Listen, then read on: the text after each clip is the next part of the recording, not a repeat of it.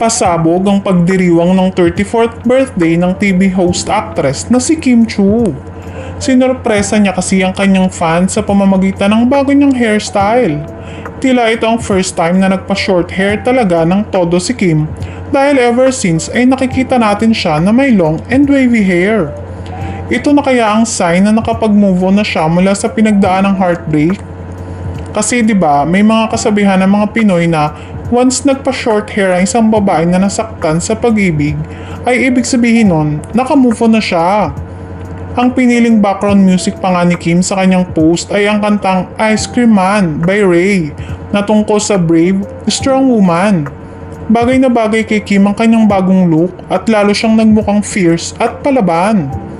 Kahit ang netizens, na-shook sa pasabog ni Kim. Nila, ready na si Kim sa kanyang next chapter at umamin na sa tunay na namamagitan sa kanila ni Paolo Avellino. Mukhang pati ang aktor ay nashock din sa bagong look ni Kim.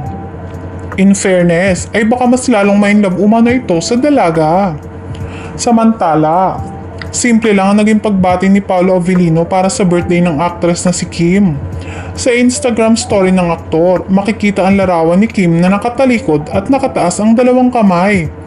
Ngunit bago ito ay nauna nang nag-celebrate ng advance ang dalawa.